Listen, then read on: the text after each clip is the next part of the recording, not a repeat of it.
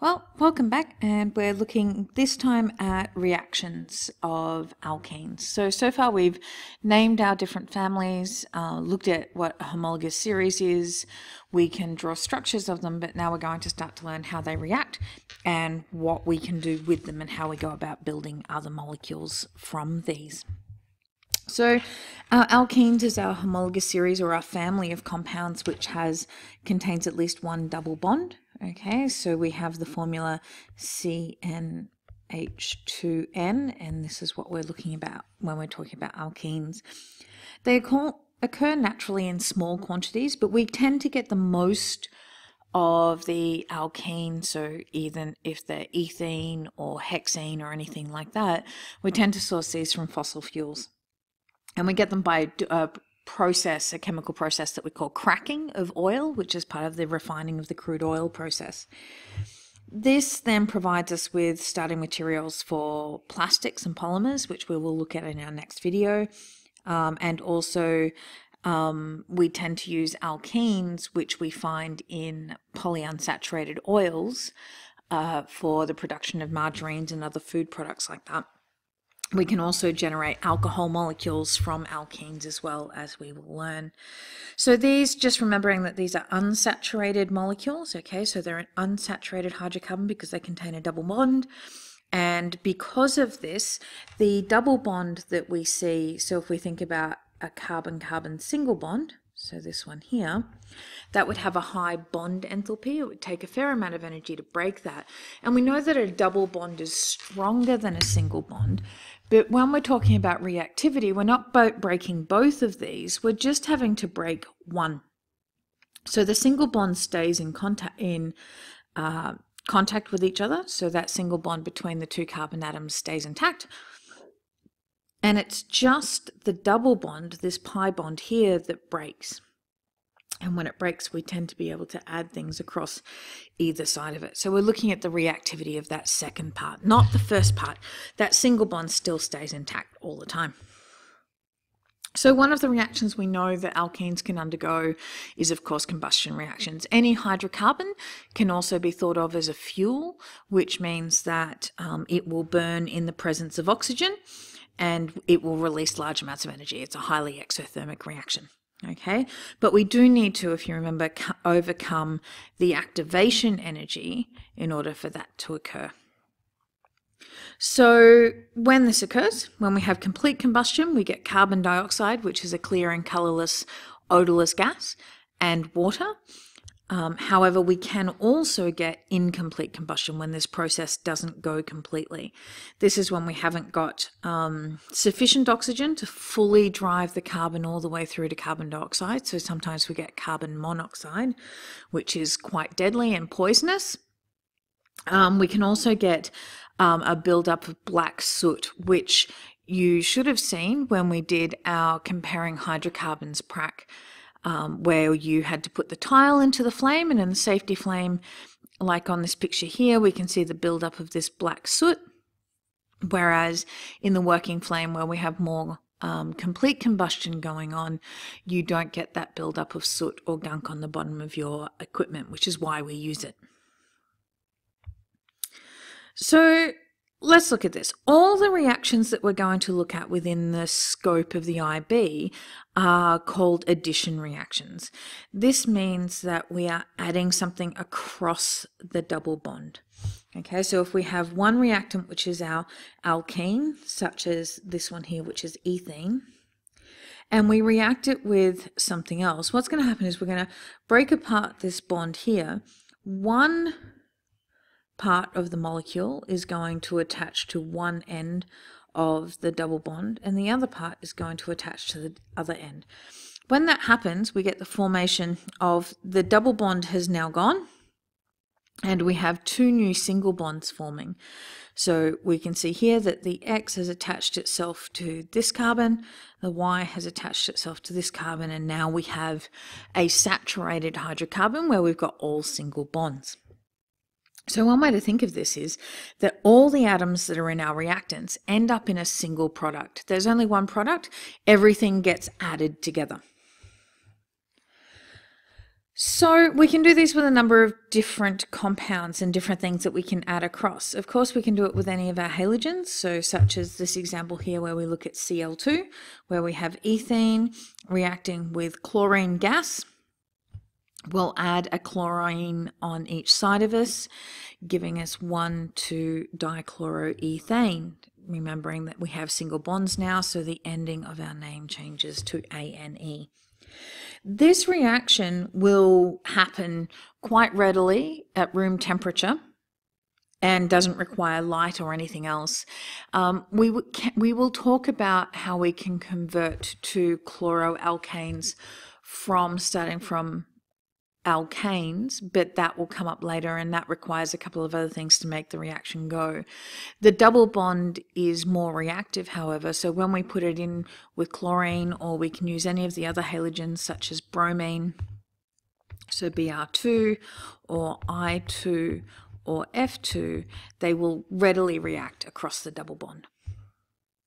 So if we have a look at this, there is one thing that we need to pay attention to, though, is because if they're going to add across a double bond, depending on how many carbons I have in my chain will depend on what sort of product I'm going to get. If we look at the example of but-1-ene here, my carbon-carbon double bond is in carbon 1. When the chlorine attaches, it attaches to carbon 1 and carbon 2. So I'm going to get 1,2-dichlorobutane in this case, okay, because of my 4 carbons. But if I change the nature and now put it on but-2-ene, what I can see here is because the double bond now is between carbon 2 and carbon 3, when the chlorine's attached to either side, I'm now not going to end up with 1,2-dichlorobutane. I'm going to end up with a different isomer. I'm going to end up with 2,3-dichlorobutane. Okay, so depending on the position of the double bond, it determines the position of where those halogen groups are going to be attached on the main molecule, so may give us different isomers. This is the reaction that we saw in class where we took a solution of bromine water, so this is just aqueous bromine, and that solution is browny orange in colour, and then we have a solution of a hydrocarbon on top. This one would be a saturated hydrocarbon because we can see that the bromine has remained coloured, whereas this one would have contained an unsaturated hydrocarbon because we can see that the bromine now has done what we call decolorizing. We can use bromine water as a way of testing whether or not our sample contains a double bond. If it does contain a double bond, then the bromine will decolorize. If it doesn't contain a double bond, the bromine stays orange. And this is because the bromine, when it's joined together as two bromine atoms in a molecule, it has the orange-brown color. As soon as we break this bond and now attach the bromine to each side of our double bond, we lose that brown coloration because the electronic nature of the bromine atoms has changed. So they now don't reflect the same kind of light that they did when they were bonded together. Okay, so we can attach pretty much anything across a double bond depending on getting the conditions right. With the halogens, we don't need anything else to make the reaction go. The activation energy is quite low and they will readily occur at room temperature. In the case of other things, such as adding water or doing a hydrogenation reaction, this requires a catalyst. We need something that will lower that activation energy barrier for the reaction to occur. So in hydrogenation, sorry, this isn't water, this is just hydrogen. I got ahead of myself. Hydrogenation, we're adding hydrogen, so just H2, across the double bond. So what we do is go from the unsaturated hydrocarbon into its corresponding saturated. So in the case of but-1-ene, if we hydrogenate it, it turns into butane. In the case of but-2-ene, we don't have to worry that the double bond is in a different position now because all we're doing is adding hydrogen, which means that we will also get butane. So the hydrogenation products of but-2-ene and but-1-ene are exactly the same. They will give us butane. And this is the reaction that they use to hydrogenate out some of the double bonds in oils in order to make them solid at room temperature and produce margarine. Okay, so now we're looking at something else where we're looking at something where we don't have the same atom on each side of the bond of what we're adding. So if you think about it, we've got a double bond here again. This time we're going to be reacting with hydrogen chloride or hydrochloric acid. So we're going to break this. Means hydrogen's going to attach to one end of the double bond, chlorine's going to attach to the other. So now we would get, in this case, 2-chlorobutane.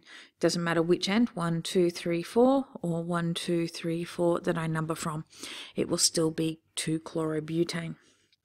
This provides a more controlled way for us to produce halogenoalkanes, or more to the point, for us to get a mono-substituted halogenoalkane rather than the di-substituted that we saw earlier with the other reactions. And also allows us to control it much more than it does a substitution reaction, which we'll look at later on. Okay. I want you to think about this though, and this occurs also with the next one that we're looking at with hydration. When I add HCl, or when I add anything that's not symmetrical, depending on the length of my carbon chain, much like I had to with the double bond, I need to be paying attention to where those groups are going to add to. If my chain isn't symmetrical, I could end up with a mixture of isomers. So let's have a look at it for hydration. So hydration is drawn from hydro, which means water, and this means we're now going to split our water molecule. We're going to split our water molecule. One hydrogen atom is going to go onto one end, and then the OH is going to attach to the other end.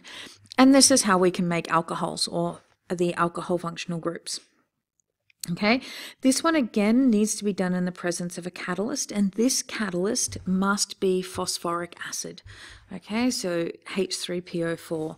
It's usually in a solid, and then we do it with water vapor, usually at around 300 degrees C.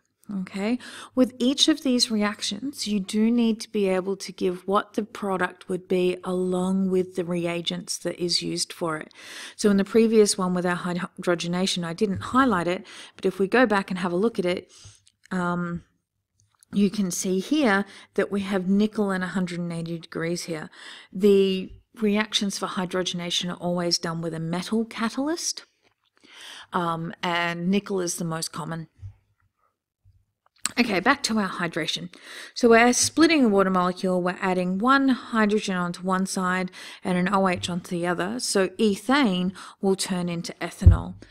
A key thing to note is none of the reactions that we look at increase the length of the carbon chain. So if it starts as an eth, it's going to end as an eth, okay? I can't make ethene turn into propanol in this study design that we're looking at. We don't extend the carbon chain. I can convert ethene into the corresponding alcohol, ethanol, but I can't make that carbon chain longer. So we keep it as a 2-carbon chain. So this is a summary of the addition reactions that we've looked at so far. We can take ethene, or this can be any molecule that contains a double bond. We can add hydrogen in a process called hydrogenation. Okay, and that's adding hydrogen. We can have platinum, palladium on carbon, or nickel as the possible catalysts that we have for that one. Water we can add by adding the hydroxyl group onto one side, the hydrogen onto the other, done with phosphoric acid at high temperatures and water vapor. HCl, we don't need to know the nature or the specific catalysts for these, but we do need to know a catalyst is involved.